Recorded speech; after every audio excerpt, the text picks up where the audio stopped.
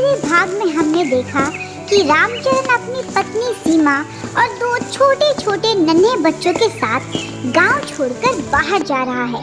चलिए एक बार कहानी को फिर से दोहराते हैं। कहानी है रामचरण नाम के एक छोटे से किसान की, जो दिहाड़ी मजदूर करके अपने परिवार का गुजारा करता। परिवार में उसके दो छोटे बच्चे और पत्नी सीमा थी। सीमा भी घर चलाने के लिए ऊनी कपड़ों से सिलाई बुनाई करके स्वेटर और स्कार्फ बनवाती। आए दिन घर पर लेनदार और कर्जदार दरवाजा खटखटाते ही रहते। दो वक्त के खाने का गुजारा बड़ी ही मुश्किल से हो रहा था। बच्चों को स्कूल भेजना था, राशन लाना था, घर की मरम्मत करवानी थी, लेकिन पति पत्नी के पास एक फूटी कौड़ी भी नहीं थी। आखिरकार उन्होंने फैसला किया कि हमें इस गांव को छोड़ना पड़ेगा। आए दिन ठाकुर और जमींदार के लोग दरवाजे पर आ जाते हैं। मुझे डर है किसी दिन वो नुकसान ना पहुंचाए। इधर घर खर्च और कर्ज को चुकाने के लिए सीमा ऊनी स्वेटरें, स्कार्फ, मफलर और गर्म जुराबे बुनती, लेकिन फिर भी उसे मन मांगा पैसा ना मिलता।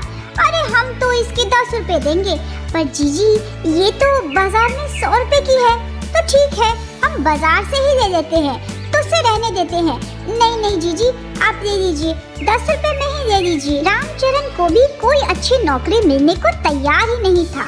आखिरकार पूरा परिवार थक हार कर रातों रात सारे कपड़े और जो भी जरूरी सामान था उसको बांधकर शहर की तरफ चल पड़ते हैं।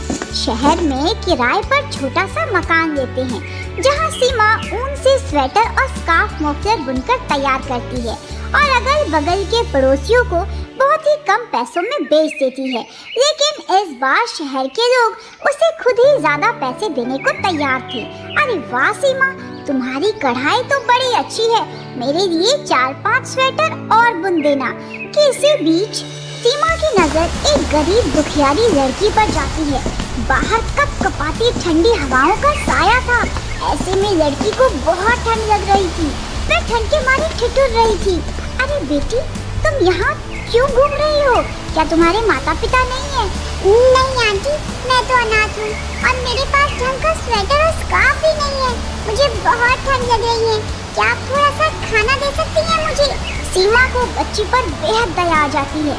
वो अपने बच्चों के लिए बुना हुआ स्वेटर उस लड़की को पहना देती है।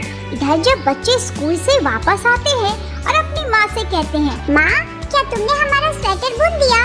तुम तो कह रही थी ऊन थोड़ा सा ही है, क्या हमारा स्वेटर पूरा हो गया? मुझे माफ करना मेरे बच्चों, वो क्या हुआ ना, स्वेटर तो तुम्हारे लिए ही बुना था पर किसी और को दे दिया। सीमा को बेहद अफसोस था कि वह अपने बच्चों के लिए स्वेटर नहीं बुन पाई थी। इधर ऊन भी खत्म होने को आया था। तभी कुछ दिनों बाद वही मासूम लड़की सीमा को दोबारा दिखती है, लेकिन इस बार वह ऊन से भरी हुई टोकरियां उसके हाथों में थमा देती है। अरे बेटी, ये ऊन तुम्हारे पास कहाँ से आया? वो मेरे चाचा जी है ना, बहुत बड़ी फैक्ट्री में काम करते हैं। मेरे माँ बाप तो बचपन में ही चल बसे। ऐसे में आपने वो स्वेटर देकर जैसे मुझे ममता भरी गोद दे दी, उसके बदले में आप ये ऊन रख लीजिए। ऐसा कहकर वो लड़की वहाँ से चली जाती है। सबसे पहले सीमा उस ऊन से अपने दोनों बच्चों के लिए स्वेटर बुनकर तैयार करती है और दोनों बच्चों को पहनाती है। सर्दी की उन ठंडी कपकपी रातों में उसके बच्चों को कुछ सहारा और आराम मिलता है। सीमा एक बार फिर से बाकी बचे हुए ऊन से स्वेटर बुनना तैयार कर देती है। तभी इस बीच बड़ी अनहोनी घट जाती है। पति रामचरण जब फैक्ट्री में काम कर रहा होता तो आसपास आग लग जाती है।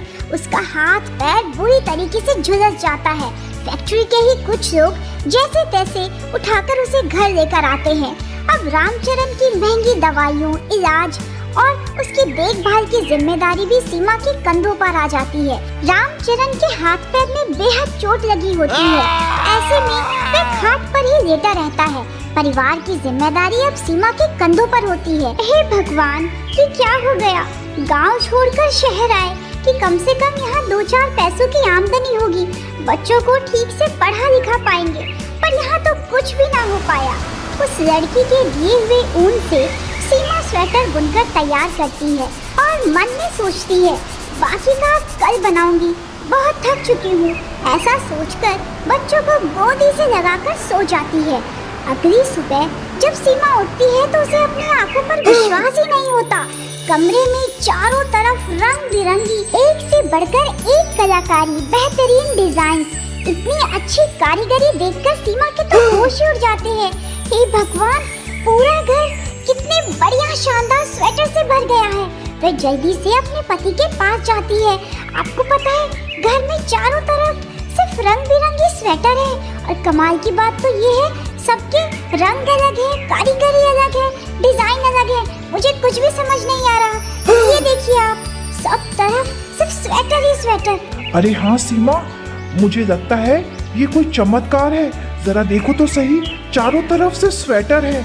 मुझे पूरा विश्वास है तुम्हारी ईमानदारी, सच्चे दिल और नेक हरकतों की वजह से भगवान ने हमारे ऊपर बरसात की है, हमारे ऊपर दया दिखाई है। अब तुम देखना, हमारे दिन जरूर बदलेंगे। अच्छी देखभाल के साथ रामचरण भी जल्दी ठीक हो जाता है और सीमा के साथ शहर में उन सारे रंग बिरंगे एक से बढ़कर एक डिजाइन और कारीगरी किए हुए स्वेटर को अलग अलग शहर जाकर अलग अलग हाट और दुकानों पर जाकर बेचता है। कुछ स्वेटर तो वो लोग अपने घर के बाहर चौकी पे पसार देते हैं, जिसे देखकर लोग मुंह मांगा दाम देने के लिए तैयार होते हैं। दोनों पति पत्नी सुबह 9 बजे से लेकर शाम के 4 बजे तक स्वेटर ही बेचते हैं।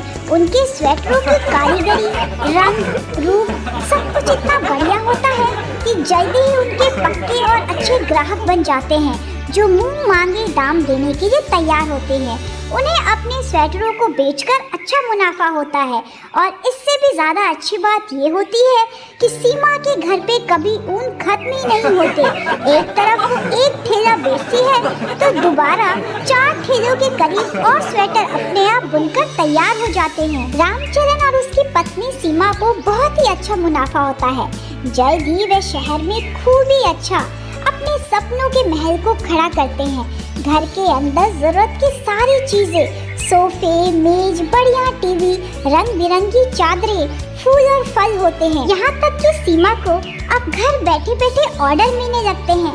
आस पड़ोस से औरतें पता करके उसके घर आती हैं। वो मेरी बहन की बेटी का ना छठियार होने वाला है, क्या तुम उसके लिए बड़ी अच्छे मुलायमदार मौजे, बढ़िया सी कमीज और पैंट बना दोगी? वो क्या है ना, तुम्हारे बारे में बहुत सुना है, तुम्हारी कारीगरी बहुत अच्छी होती है और कपड़े भी बेहद अच्छे होते हैं। हाँ हाँ जीजी, आप बस 4 दिन बाद एक बार चक्कर लगा दीजिएगा, मैं ज़रूर बना दूंगी। इस तरह रामचरण के सारे कर्जे भी जल्द ही उतर जाते हैं। सीमा के घर में अच्छा खाना, तीज त्योहार के लिए बढ़िया बढ़िया कपड़े होते हैं।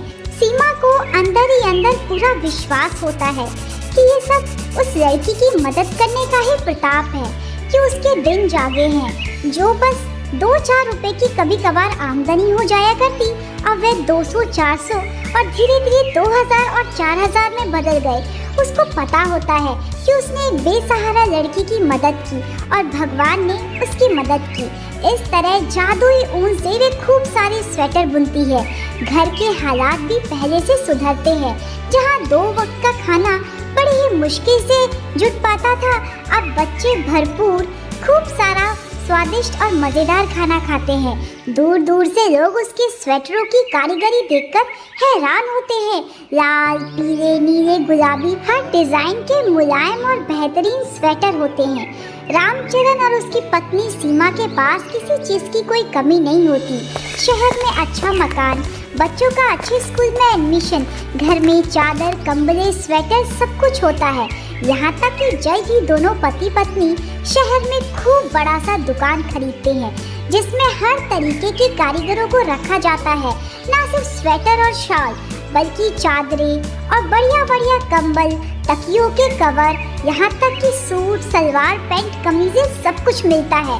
1 से 2 और 2 से 4। इस तरह सीमा और रामचरण का परिवार बेहद तरक्की करता है। बच्चों को कन्वेंट स्कूल में डाला जाता है। उनके पास किसी चीज की कमी नहीं रहती। अब वो हर तरह की सुख सुविधाओं का भोग करके अपने बच्चों के साथ हंसी खुशी गृहस्थी बिताते हैं। इसी तरह की भावनात्मक मनोरंजक कहानियों के लिए चैनल के साथ बने रहें। लाइक सब्सक्राइब करना ना भूलें।